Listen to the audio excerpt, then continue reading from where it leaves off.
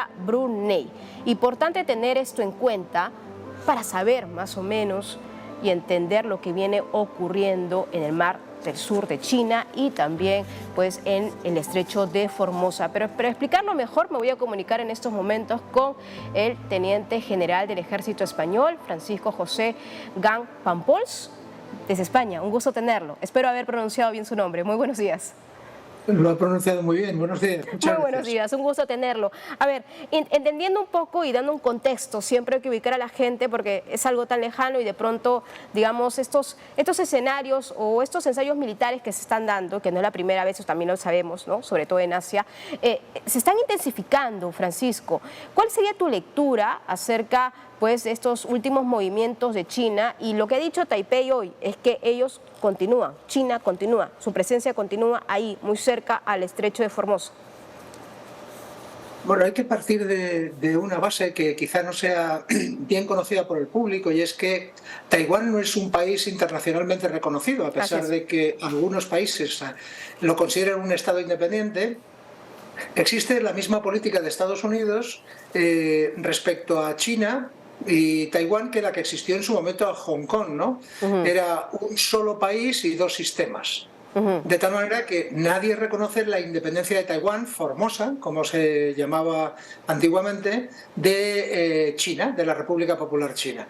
Es el resultado de una guerra civil que acaba en 1949, en la que el Kuomintang, que era el Partido Nacionalista Chino, es derrotado por el Partido Comunista Chino y se va a Formosa. Así es. China nunca va a dejar de reivindicar la unidad política y territorial del continente y la isla. Eso es muy cierto. Lo que usted dice es un contexto tan importante y sobre todo también explicar al auditorio que sin lugar a dudas, pues como también lo remarqué aquí y hemos hablado con taiwaneses y también con ciudadanos de Taipei, ellos prefieren el status quo. Sin lugar a dudas, permanecer en el status quo les da la posibilidad de continuar con su vida, de continuar aún con esa necesidad de trabajo. Incluso muchos de ellos se movilizan hacia Shanghái, se movilizan incluso hacia Beijing porque tienen trabajo. Y Taiwán se ha convertido en un centro, un epicentro de los chips semiconductores tan importantes de los Estados Unidos. Entonces, claro, entran también componentes económicos a lo político, a lo geopolítico, pero sin lugar a dudas, aún más, no sé cuál es su perspectiva, ya son más los ensayos que tiene China sobre muy cerca de la isla. ¿Qué tanto podría ser que realmente se pueda elaborar todo un teatro de operaciones para tratar de invadir a la isla? ¿Cuál es su perspectiva? Bueno, un teatro de operaciones lo es, sería un teatro aeronaval, ¿no? La cuestión es que en escalas temporales la paciencia estratégica de China es muy superior a la que tiene, por ejemplo, Estados Unidos o el grupo de países que son de la órbita occidental, en la que cabría incluir a Japón, a Corea del Sur, a Filipinas, que recientemente le ha concedido facilidades navales y aeroportuarias a Estados Unidos, incluso Taiwán. China tiene paciencia, es decir, China espera que en la evolución mundial, cuando en algún momento se dispute la primacía como país hegemónico en el mundo, pues su capacidad de atracción sea mucho mayor de cara a Taiwán, más que la militar. Eso es cierto, y sobre todo dando también datos concretos en cuanto a las relaciones diplomáticas o países que reconocen a Taiwán como Estado, no pasan ni de los 15, ¿no? En estos momentos. Incluso ya está perdiendo influencias, acá está perdiendo en Centroamérica, precisamente ha perdido con Honduras, y por eso Tsai Ing-wen ha dado toda una gira en Centroamérica para tratar de decirle a Guatemala y a Belice, todavía no se vayan, quédense con nosotros, y claro, por lo debajo también hay pedidos de ayudas económicas, que ya eso es otro tema. Pero volviendo al mapa, por favor, si podríamos volver al mapa de las islas donde ha estado el destructor, exactamente, ese precisamente, en las islas Spratley. Francisco, si nos podrías explicar lo que significa este escenario y este evento, o sea, este punto geográfico tan importante, ¿no?, en este conflicto entre China y Taiwán. Pues justo un poco más abajo y a la izquierda tenemos el estrecho de Malaca, que es un punto estratégico por el que pasa aproximadamente el 69% de todo el comercio marítimo de China.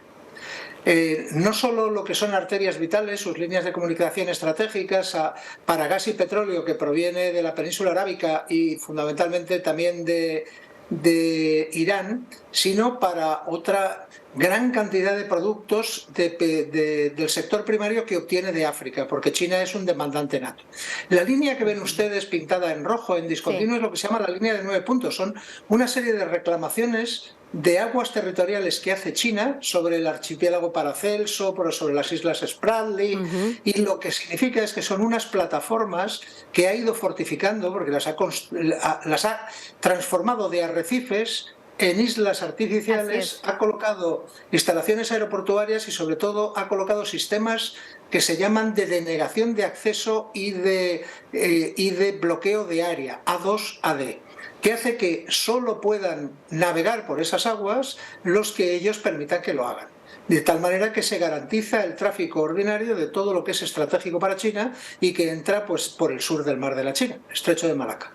Eso es muy importante lo que usted dice, y desde su perspectiva y su experiencia como teniente general del Ejército Español, a ver, el hecho de tener puntos de influencia y de poder abarcar más estas islas, claro, obviamente están en disputas con otros países, ¿qué significa más adelante para China? Muy aparte de lo que usted ha dicho acerca del trasiego o del comercio, ¿qué podría significar ya a largo plazo para China esto? Un poderío, tener, digamos, la mirada total de lo que es Asia-Pacífico, el poderío de todo Asia-Pacífico. Asia-Pacífico e Indo-Pacífico, porque ahí a poco que nos descuidemos entramos ya al cruzar el estrecho de Malaca. Hay dos islas muy grandes que pertenecen a India que se llaman Andamán y Nicobar. Y significaría que la presencia china es capaz de extenderse desde Asia-Pacífico a Indo-Pacífico y que, además de defender sus intereses estratégicos, podría denegar el tránsito de otros países que intentarían, lógicamente, defender sus propios intereses. Ahora, volvemos al mapa y quiero volver también a la última noticia del destructor de los Estados Unidos que estuvo ahí en esa estrellita azulita que tenemos, ¿no? En las Islas Spratly. A pesar de que está muy lejos, Francisco, de China y Taiwán, la simple presencia del destructor en esos puntos ya es significativo desde el punto de vista militar. Sí, Estados Unidos tiene un sistema de mandos estratégicos que abarcan todo el mundo. Ese destructor que ven ahí pertenece a lo que se llama PACOM, el mando norteamericano del Pacífico, que abarca todo el océano, claro, abarca todo el océano Pacífico y tiene presencia continua o discontinua acerca, bueno, en las aguas que ellos consideran de interés. Esto, saben que Estados Unidos lo consideran aguas internacionales y defiende su derecho de paso inocente que se llama, es decir, sin hacer ostentación de la fuerza, pero en caso necesario también utilizarían la fuerza, ¿no?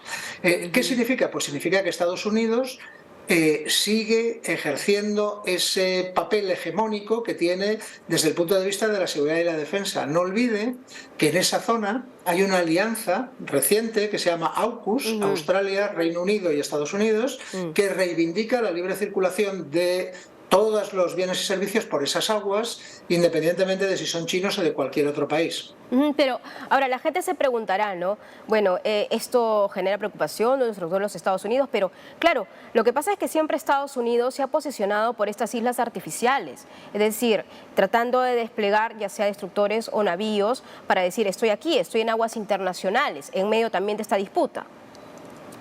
Efectivamente, pero piense que lo único que no se hunde, el único portaaviones que no se hunde es una isla.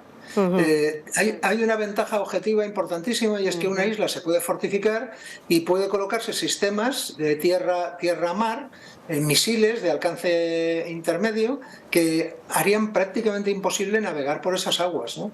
Es una disputa un tanto particular y extraordinariamente cara. Y ahí es una disputa tremendamente cara también, como usted lo ha señalado, y tan importante que se sitúa ahora en esta tensión, una nueva escalada de tensión entre China y Taiwán. Ahora, Francisco, preguntarte por último, ¿cuál es tu lectura o tu balance de lo que podría suceder, ya estratégicamente hablando, en cuanto a temas militares? Sobre todo me refiero a esta forma de China de mostrar músculo militar y de tratar también de intimidar a Taiwán, ¿no? Porque definitivamente si decimos, si hay una línea o una frontera tácita, sin lugar a duda, pues China está reclamando por un territorio que considera que es suyo. Entonces, ¿de qué fronteras estamos hablando y si estaríamos hablando realmente de una invasión? O sea, ¿cuál es tu perspectiva? Yo no creo que China considere la hipótesis de una invasión en fuerza de Taiwán como una solución política o político-militar viable, porque iba a ser extraordinariamente costosa y China necesita comerciar con todo el mundo. El nivel de sanciones que se está aplicando ahora mismo a la Federación Rusa, si se aplicara a China, en el caso hipotético de que se pudiera aplicar a China, porque no es exactamente así, China ya es un país mucho más global que la Federación Rusa, le haría mucho más daño a China. China no necesita enemistarse con nadie, de hecho lidera un movimiento que se llama Sur Global. Son un conjunto de países que no se alinean precisamente con los principios pues, de países de la Unión Europea, de la OTAN o de Estados Unidos en concreto, ¿no? China tiene paciencia estratégica, tiene tiempo y lo que está haciendo es construir un relato de determinación, de firmeza y de capacidad, de tal manera que de una forma directa influye sobre la ciudadanía de Taiwán, que como usted sabe no siempre es anti-China. Ni muchísimo menos. Ha habido gobiernos en Taiwán muy pro-chinos y dependiendo de qué forma de relación se establezca, qué forma de intercambios mutuos y de beneficio, el poder blando es mucho más efectivo que el poder duro si se contempla a lo largo del tiempo, ¿no? Si estamos pensando en un horizonte temporal de 2050, por ejemplo. Le agradezco mucho por esas precisiones, es muy interesante. Muchas gracias a Francisco José Gang Pampols, teniente general del Ejército Español, precisamente desde España, por darnos esa explicación de lo que viene pasando ahí en Asia. Muchas gracias, Francisco. Muy buenos días desde Perú. Muy buenos días, que tengan buen día.